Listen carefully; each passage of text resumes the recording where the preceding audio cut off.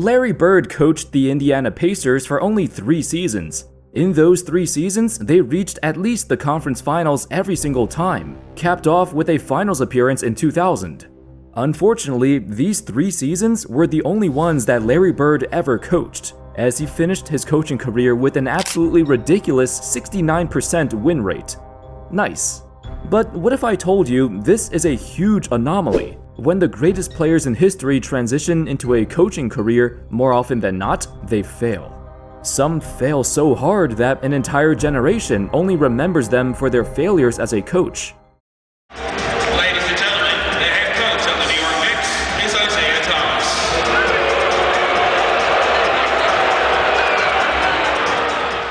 We've heard this infamous quote across the NBA landscape for so many years now.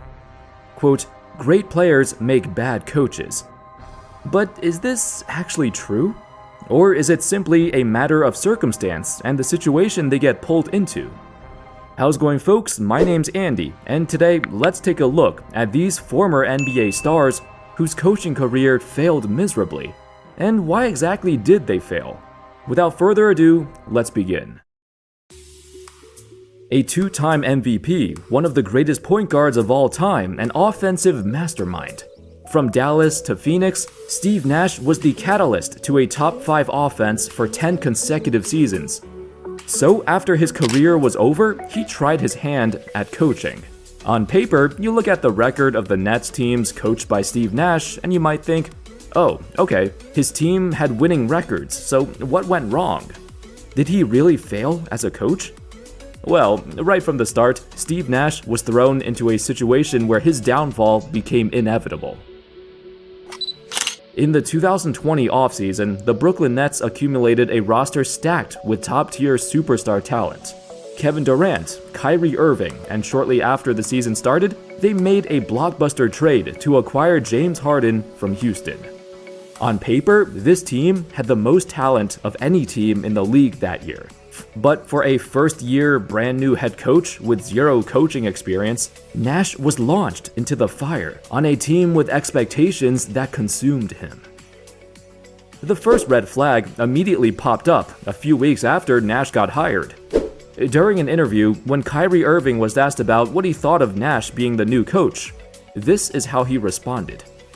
"I don't really see us having a head coach. You know what I mean? KD could be a head coach. I could be a head coach." It was very clear he undermined Nash's role as the coach, and it was obvious the players had a lack of respect for Nash. When you have a newly assembled team filled with superstars, all with big egos looking to win the championship, you need a certain personality to be able to handle that. Nash did not have it. The most important aspect is to demand respect from your players, and Nash wasn't able to do that either. At one point, he even went to his GM, Sean Marks, and told him his players are not responding to him. What do I do? This was confirmed further when a scout on the sidelines reportedly mentioned whenever Nash would draw up a play, the players, and especially Kyrie, would run the exact opposite. To give him credit, the Nets had such incredible firepower on offense that they didn't need much guidance. In fact, in his first year as head coach, his team finished with the #1 ranked offense in the entire league, in spite of his players not listening to him. Defense, however, was a whole different story. While they were filled with offense and shooters down the board, even equipped with the league's best 3-point shooter, Joe Harris, the Nets had nobody to carry the load on defense. They were one of the worst defensive teams in every season that Nash coached there. Ironically, it was quite fitting, actually, considering his own struggles on defense during his playing days. Nonetheless, the Nets were still the favorites to come out of the East, entering the 2021 playoffs. Despite their second-round loss to the Bucks, they were closer to winning a title than you might think. If Kevin Durant's feet were just a tad bit smaller, they would have likely made the finals that year, and possibly won. With all their injuries, their problems on defense, their lack of respect for their coach, it's a miracle that this team actually had a chance to win the title. Right from the get-go, Nash had 0 control in the locker room. The most important aspect of coaching a star-studded roster like this is managing the relationships with your players, and Nash could not do that. You throw in all the drama, Kyrie not being able to play because of New York's vaccine mandate, it was a lost cause for Nash. When he got fired after 2 seasons, Sean Marks sympathized with his cause and stated, "Nash has certainly not had an even playing field over 2.5 years here. And for that, I certainly feel some responsibility because this does not fall on him." And for a first stint as a head coach, this was the worst situation he could have been in. What's the first thing that comes to mind when you hear the name Bob Koozie? Well, probably that he played a long time ago, but he's also one of the most decorated players of all time. A player from the 1950s who transcended his era. People used to call him the Houdini of the hardwood, due to his unmatched basketball intelligence. You'd imagine a guy like him would be the perfect candidate to transition into coaching. Unfortunately, that wasn't the case. When he became a head coach in the NBA for the Cincinnati Royals, it was his first stint in the NBA, but not exactly his first stint as a coach. Previously, he coached at Boston College for 6 years, and he was relatively successful, though his actual coaching tactics was called into question.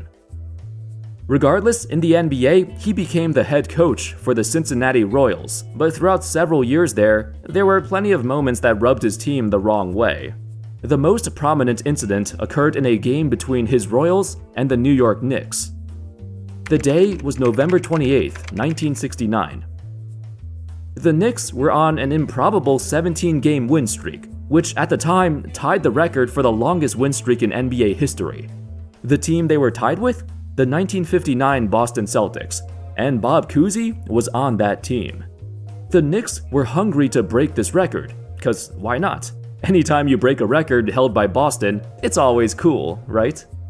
But for Bob Koozie, it was about pride.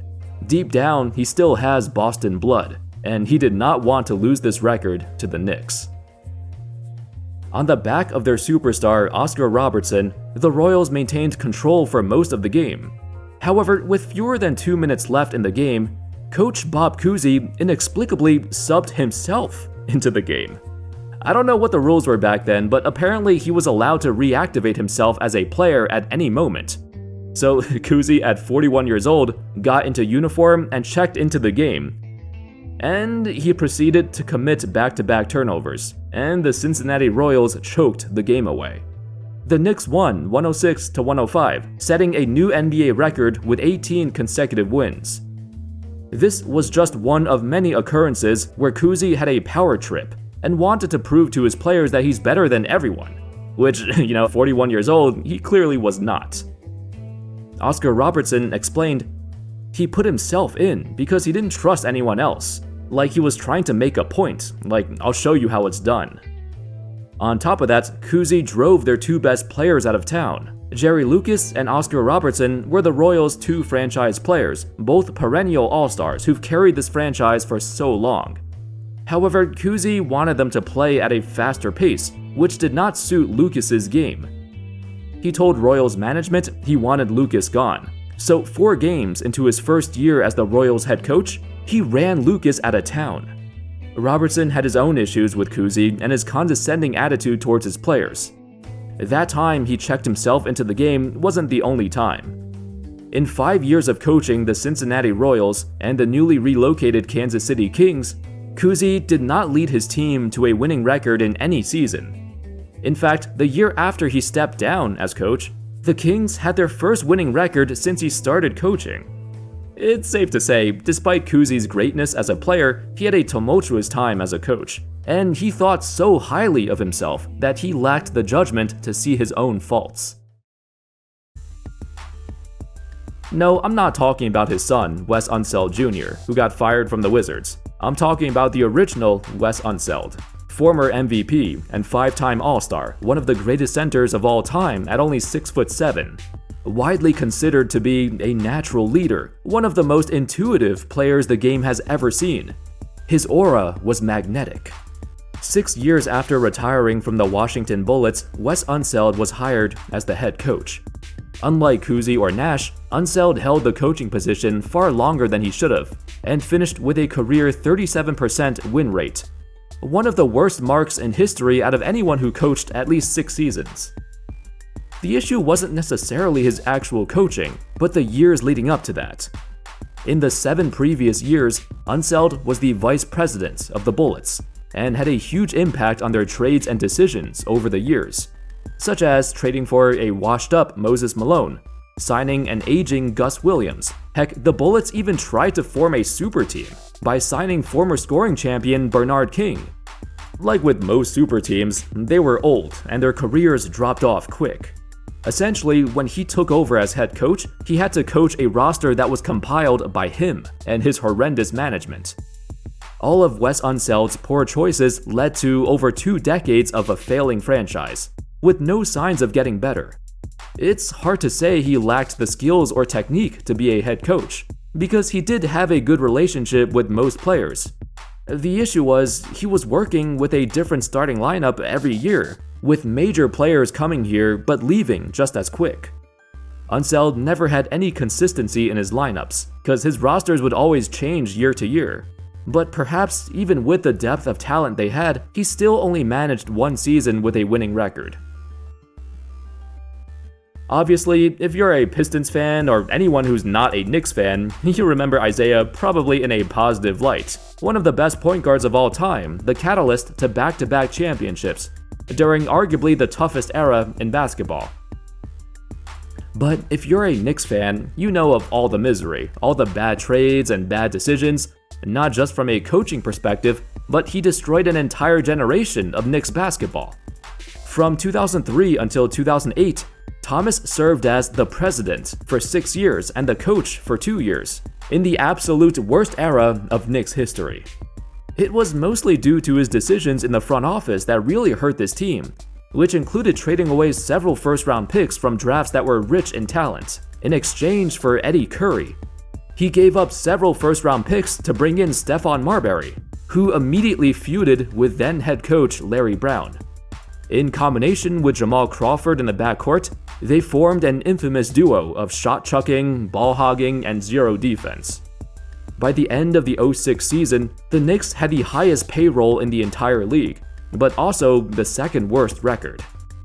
Not to mention, Thomas also sexually harassed a co-worker, so you'd imagine he'd get fired at this point, right?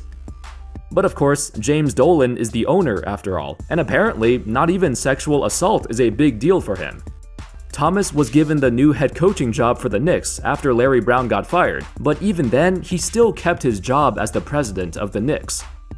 So not only was he still signing bad players to horrendous contracts, but he also coached the team into oblivion. Initially deemed as a player's coach, he did not get along well with his star players, and they no longer respected him since they kept losing and losing. After only 2 years of coaching, and getting so much heat, deservedly so, Dolan finally felt the pressure to dismiss Thomas of all his duties, and permanently departed the Knicks organization. Now, you might be thinking, what exactly did Thomas do to earn such a huge role in the Knicks organization to begin with? I mean, he was clearly not fit to be an executive in any way. Well, you know, having a nice smile and a charismatic personality goes a long way.